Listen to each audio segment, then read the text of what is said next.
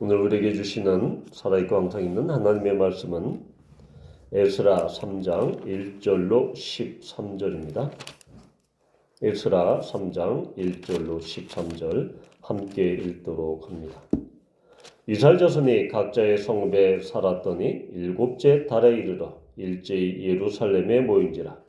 요사닥의 아들 예수아와 그의 형제 제사장들과 스알디엘의 아들 수룹바벨과 그의 형제들이 다 일어나 이스라엘 하나님의 제단을 만들고 하나님의 사람 모세 율법에 기록한 대로 번제를 그 위에서 드리려 할세.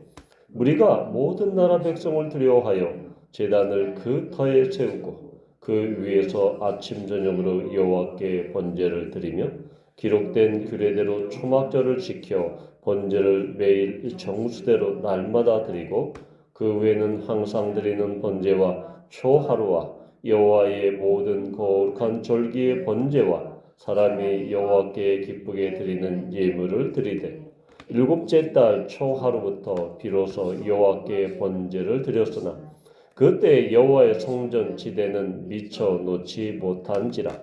이에 석소와 목소에게 돈을 주고 또 시돈 사람과 두로 사람에게 먹을 것과 마실 것과 기름을 주고 바사왕 고레스의 명령대로 백향목을 레바논에서 요빠 해변까지 운송하게 하였더라.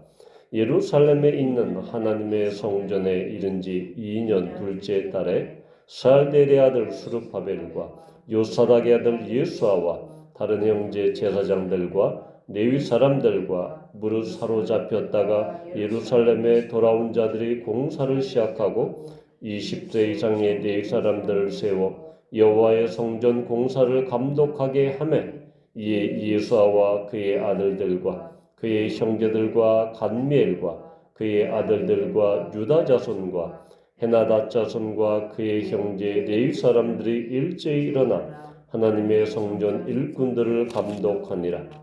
건축자가 여호와의 성전의 기초를 놓을 때 제사장들은 예복을 입고 나팔을 들고 아삽 자손 레위 사람들은 재금을 들고 서서 이스라엘 왕 다윗의 규례대로 여호와를 찬송하되 찬양으로 화답하여 여호와께 감사하여 이르되 주는 지극히 선하심으로 그의 인자심이 이스라엘에게 영원하시도다 하니 모든 백성이 여호와의 성전 기초가 놓임을 보고 여호와를 찬송하며 큰 소리로 즐거이 부르며 제사장들과 레위 사람들과 나이 많은 족장들은 첫 성전을 보았으므로 이제 이 성전의 기초가 놓임을 보고 대성통곡하였으나 여러 사람은 기쁨으로 크게 함성을 지르니 백성이 크게 외치는 소리가 멀리 들리므로 즐거이 부르는 소리와 통곡하는 소리를 백성들이 분간하지 못하였더라. 아멘.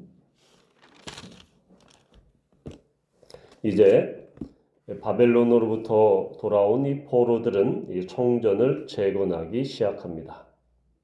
주전 538년 고레스 칙령에 따라서 약 5만 명에 이르는 이스라엘 포로들이 그들의 고향으로 돌아옵니다. 이 포로 귀환의 주도적인 그 대표자가 바로 총독 수룹바벨과 그리고 제사장 예수아입니다. 요수아라고 이렇게 부르죠. 이 사람들이 이제 그 다음 해인 537년 주전 537년 7월 달에 모입니다. 일곱째 달에 모이죠. 이 일곱째 달은 이스라엘 종교력에 있어서 매우 중요한 달이었습니다. 왜냐하면 초하루가 나팔절입니다. 나팔을 불면서 새해가 시작되었음을 알리는 그러한 시기죠. 바로 일곱째 달은 요즘 양력으로 말하면 10월 중순부터 11월 중순 딱 요즘입니다. 그리고 10일에는 대제사장이 1년에 한 번 여호와의 성전 지성소에 들어가서 바로 이스라엘의 모든 죄를 속하는 영적 정결과 정화의 의미가 있는 대속죄일이 10일에 있습니다. 그리고 15일에는 나팔절이죠. 초막절이죠. 이 사절에 보면 초막절을 지켰다라고 했을 때 장막절, 또는 수장절이라고 하는 하나님께서 이스라엘 백성들을 출애굽해서 이 출애굽하는 동안 그들을 또한 이 광야에서 텐트를 치고 생활했던 하나님의 그 구원의 역사를 기억하고 기념하는 이 초막절이 15일에 있습니다. 그런데 이들이 왜 일곱째 달에 모였느냐? 아마 일곱째 달이 되었으면 이들은 이제 바벨론에서 이렇게 귀환한 지 얼마 되지 않아서 정착도 제대로 되지 않는 그런 시기였습니다. 아마 그들이 살 집을 제대로 짓지 못했고 많은 부분에서 그들은 불편함을 감수하고 있었을 때였습니다. 그런데 일곱째 달, 곧 오늘 이 이야기에 보면 율법에 따라서 모세의 율법에 기록한 대로, 그리고 이 다윗의 이스라엘 왕 다윗의 규례대로, 그러니까 이들은 하나님의 그 율법대로 일곱째 달에 작정하고 이렇게 모인 것입니다. 그러니까 그들의 집을 짓는 것, 정착 준비에 그렇게 많이 분주했지만 하나님의 율법에 그 명시된 대로 일곱째 달에 모여서 이제 첫 번째 나팔절을 보내면서 그리고 예배를 시작하게 된 것입니다. 자, 지금 여기에서 우리가 여호와의 성전이 아직 그 6절에 보면 여호와의 성전 지대는 미처 놓지 못한지라. 그러니까 지금 여호와의 기초, 성전의 기초조차 지금 놓지 못한 상태입니다. 지금 여호와의 성전은, 이 솔로몬 성전은 완전히 지금 폐허가 된 상태였죠. 기초조차 놓지 못한 그 상태에서 가장 먼저 그들이 한 일은 무엇입니까? 바로 이 2절에 보면 다 일어나 이스라엘 하나님의 제단을 만들었다. 그러니까 이 번제를 드리려면 그 제단이 필요했습니다. 그 제단은 바로 하나님께 예배하고 제사를 드리고 하나님께 예배하기 위한 그 가장 필요한 것이 제단이었다라는 것이죠. 그래서 이 제단을 어디에 드렸느냐라고 이렇게 볼 것은 바로 이 3절에 보면 제단을 그 터 위에 세웠다. 그러니까 이 586년 예루살렘이 멸망할 때 성전이 회파되고 파괴되었을 때, 모든 것이 파괴되었을 때 제단이 있던 바로 그 자리에, 그 터 위에 다시 제단을 세웠다라는 것이죠. 그러니까 이들은 예루살렘이 멸망하기 전과 멸망한 후에 똑같이 여호와의 성전의 연속성을 이어가고자 했던 것입니다. 무엇보다도 그들이 제단을 먼저 세우고 그 뒤에 바로 아침 저녁으로 여호와께 번제를 드리고 초하루에 드리는 월삭 번제를 드리고 하는 예배가 그 여호와의 규례대로 율법대로 그렇게 착착 진행이 되었다라는 것입니다. 혹자는 이렇게 생각할 수 있을 것입니다. 아니 성전도 다 짓지 않는데 뭘 그렇게 바쁘게 제단부터 그렇게 짓고 번제를 드리고 아침 저녁으로 그렇게 번제를 드리느냐라고 아마 그 당시에 생각했을 사람들이 있을 것입니다. 그런데 우리는 이 점이 하나님께 예배를 드리기 위해서 번제부터 이 제단부터 먼저 세웠다라는 이 점에 우리는 주목해야 합니다. 이들이 70년간의 바벨론 포로 생활 동안에 그들이 매우 절실하게 깨달았던 것은 바로 하나님과 교통하며 친교하며 하나님께 드리는 예배의 회복이었습니다. 이들이 어디에서 예배를 드렸습니까? 이들은 이 그발강가에서 이 버드나무에 그 검은 고를 그렇게 걸어놓고 예배를 드렸다라고 시편은 이야기합니다. 이들이 70년 동안의 포로 생활 동안에 잊지 않고 그들이 정말 가슴 깊이 사무쳤던 것은 정말로 여호와의 성전에서 예루살렘 성전에서 하나님께 예배를 드리고 하나님께 기도하며 하나님께 나갔던 그 시간이 얼마나 귀했던가. 그래서 하나님께 드리는 예배가 정말 형식화되고 화석화되고 우상과 더불어 겸하여 섬기는 예배를 잊어버렸을 때 그들은 멸망을 당했던 것입니다. 그러니까 그들이 다 정착할 집을 짓기 전에 그리고 모든 것이 다 준비되기 전에도 가장 강력하게 원했던 것은 하나님께 예배를 통해서 하나님의 언약 백성으로서 정체성을 회복하고 하나님의 백성이요 하나님의 자녀로서 드리는 하나님과의 관계가 그 관계성을 회복하는 것이 성전이라는 건물을 짓는 것 그리고 성전이라는 그 시설을 짓는 것보다 더 중요했던 것은 예배 회복이었습니다. 성전 회복이 성전을 재건하는 것보다 더 중요한 것은 바로 예배를 재건하고 예배를 회복하는 것이었습니다. 우리가 이 본문을 읽으면서 이 이야기를 들으면서 정말로 그러한 이스라엘 백성들이 얼마나 그 포로 생활 기간 동안에 그리고 예루살렘이 유다가 멸망하기 전까지 얼마나 그들이 예배를 그렇게 하나님께 대한 예배를 귀하게 여기지 못했고 소홀했고 우상까지 섬기면서 그런 잘못을 범했는지를 그는 포로로 끌려가고 난 뒤에 그렇게 절실하게 예배를 잃어버리고 난 뒤에 그들은 그 예배가 너무나 소중했다라는 것을 비로소 깨닫게 된 것입니다. 그래서 그들은 포로에서 돌아오자마자 귀환하자마자 제단을 먼저 짓고 번제를 드리고 하나님께 대한 예배를 다시 회복하고 재건하기 시작한 것입니다. 그것이 성전이라는 건축물, 기타 여러 가지 시설을 짓는 것보다 하나님과의 관계의 회복이 하나님과의 관계를 먼저 재건하는 것이 가장 급선무였기 때문입니다. 우리는 이 부분에서 어떠한 교훈을 받습니까? 우리가 어떠한 예교회당이라는 시설 아니면 건축물 이것보다 더 중요한 것은 하나님께 드리는 예배였다라는 것입니다. 우리가 10월 마지막 주일에 우리가 종교개혁 주간, 종교개혁 기념 예배를, 주일 예배를 드렸을 때 제가 바로 그 위그너 이야기를 드렸습니다.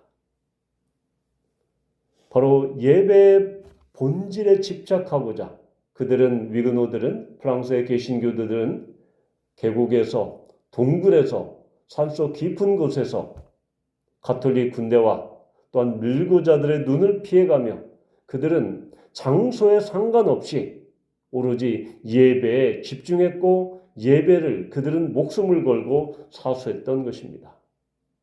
바로 지금 이들이 포로에서 귀환한 이들이 바로 예배에 목숨을 건 사람들이었습니다.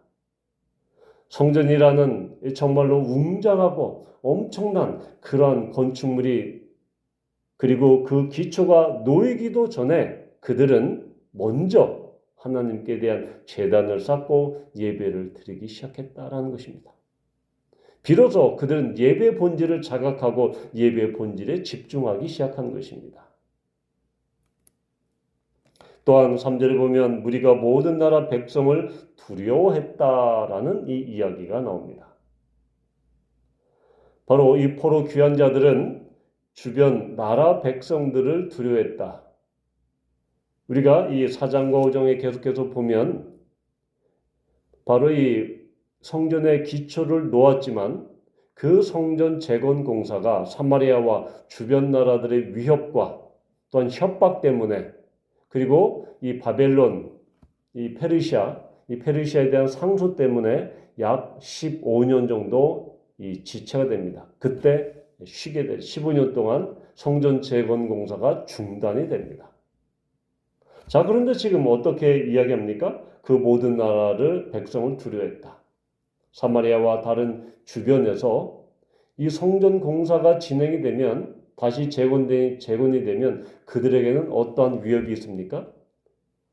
지난주에 말씀을 드렸듯이 한 나라의 한 국가의 국가 신이 다시금 모실 수 있는 그 성전이 재건이 된다라는 것은 그 나라가 다시 세워진 것을 의미하죠.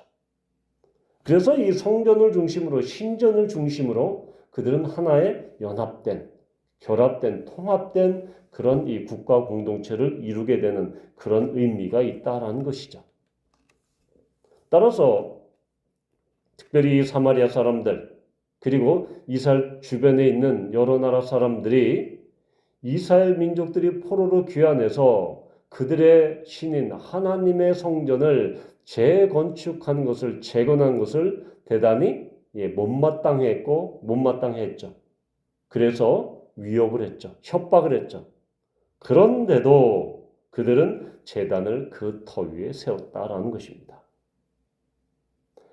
그런 협박과 두려움 속에서 위협 속에서도 이스라엘 백성들은 포로 귀한 자들은 그것보다 주변 사람들의 협박과 위협보다 더 중요한 것은 하나님의 성전을 짓고 그리고 거기에서 예배 드리는 것이 더 중요했기 때문에 그들은 그러한 두려움과 위협과 협박에도 예배를 지속하는 것을 그들은 선택했던 것입니다. 우리는 때로는 여러 가지 환경 때문에 이거 교회당이 지금 시설이 별로 안 좋아. 지금 우리가 예배드릴 공간이 마땅치 않아. 그렇게 해서 우리가 예배를 소홀히 할 수 없는 것은 아니죠. 우리는 개척하고 나서 4년 동안 우리는 가정초소에서 예배하며 기도했습니다. 물론 불편한 점이 있죠.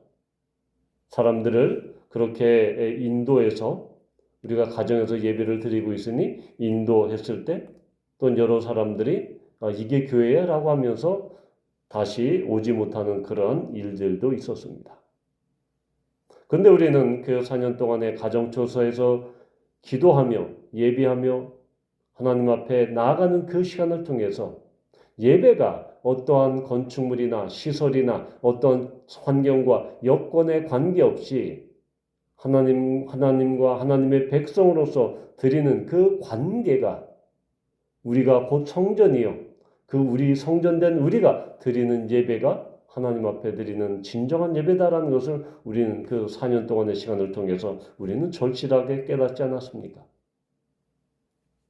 따라서 우리는 이 이야기를 통해서 우리 마음 가운데 내적인 두려움과 또한 여러 가지 위험과 또한 염려와 걱정, 근심으로 그런 생각이 들 때 대부분의 사람들은 그 두려움과 그 염려와 걱정에 빠져듭니다.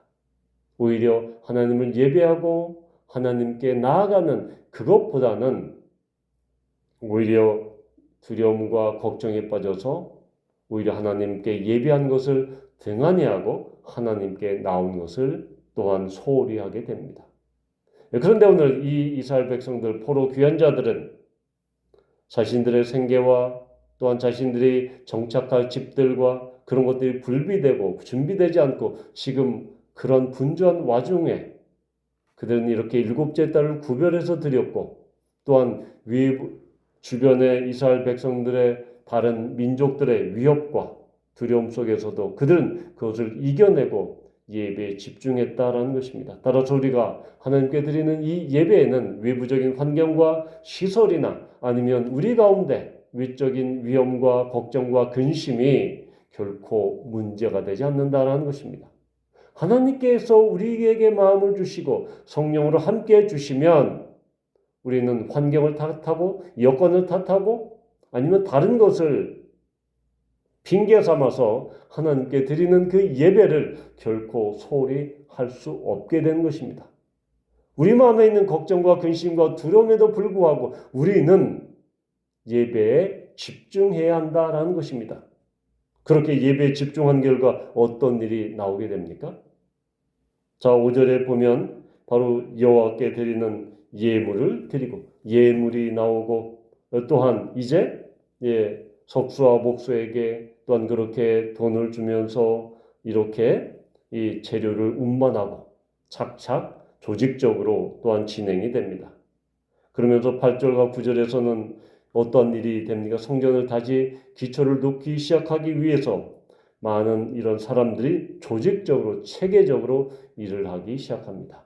예배를 시작했더니 제단을 짓고 예배를 시작했더니 예물이 바쳐지고 또한 그런 성전을 짓는 데 필요한 그런 재료들이 다시 준비되고 또한 사람들이 다시 조직화되고 하면서 점차 성전을 기초를 놓게 되는 그러면서 바로 그 성전의 기초를 놓을 때 큰 기쁨의 예배가 있게 됩니다. 아무것도 없는 상황에서 그들은 제단부터 먼저 짓고 하나님께 대한 예배를 시작했더니 이런 놀라운 일들이 일어나기 시작합니다. 그들이 만약 성전을 다 짓고 예배하지 뭐 지금 이렇게 아무것도 이뤄놓고 아무것도 없는 상황에서 무슨 그 하나님 앞에 제사를 지내 무슨 번제를 지내 라고 생각했더라면 이러한 축복을 누리지는 못했을 것입니다. 따라서 오늘 우리들에게 정말로 강력하게 이 이야기가 전달해 주는 것은 우리가 어떠한 환경에서든지 예배가 먼저다. 하나님과 관계가 먼저다. 시설과 건축물이 아니라 프로그램이 아니라 가장 중요한 것은 하나님께 대한 예배다라는 것을 우리는 이 시간 깨닫게 되는 것입니다. 우리가 이러한 예배를 통해서 어떠한 이러한 주님 앞에 나아감을 통해서 우리에게 부어주시는 하나님의 놀라운 그런 축복을 누리는 우리 모두가 되기를 축복합니다.